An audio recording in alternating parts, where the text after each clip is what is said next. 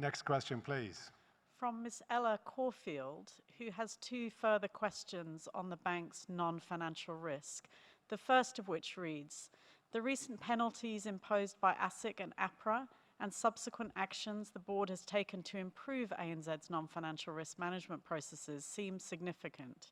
How much is this costing shareholders in regards to measures ANZ is taking, both proactively and reactively?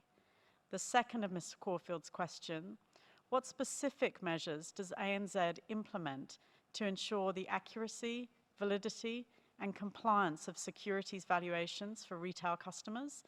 And how does the bank safeguard against potential errors or biases that could undermine customer trust and regulatory standards? Thank you for the question, Ms. Caulfield. I'm going to invite Shane to comment in a moment.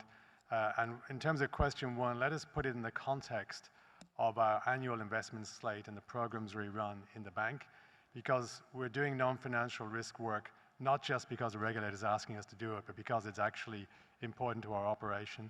And likewise, I'll ask Shane if he wants to comment on the question two. On question two? Yeah, well, question one to begin with. Yeah, sorry. So in terms, we already, as the chairman mentioned in his opening, we already had a piece of work in place. It's a program, we call it I Am Amplified. That's a significant investment that we were doing anyway. And that's not just in response to regulatory questions, that's because we want to strengthen the way we manage non-financial risk to make us a stronger bank. What we are doing, so that's already in the budget, so in the numbers, in the results, it's already in there, it's already in the expense numbers, and we're going to continue that work. So there's no extra cost there. There's a little bit of extra cost in terms of some of the work, the reviews that the chairman mentioned, some of the work there, whether it's legal reviews or consulting, they would probably, they're in, some millions of dollars, but in the scheme of the ANZ, they are again within our general expense envelope, and we'll continue to make sure that we spend that wisely. But I would remind shareholders that those investments are to strengthen the bank for shareholder benefit. So this is not wasted money. This is sensible investment.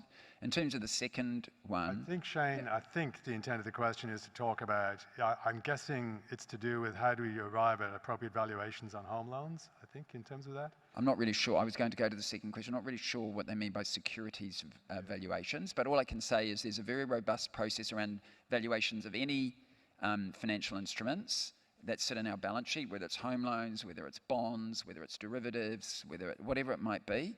And there's multiple layers. So we have multiple very deep financial teams that do that prepare all those valuations. That's checked by independent groups within the bank. That's then audited by our internal audit team that reports to the audit chair of the committee. And then there's an external audit done by KPMG. So there are multiple layers to ensure that any valuation of anything on our balance sheet is to the accurate and in compliance with accounting standards.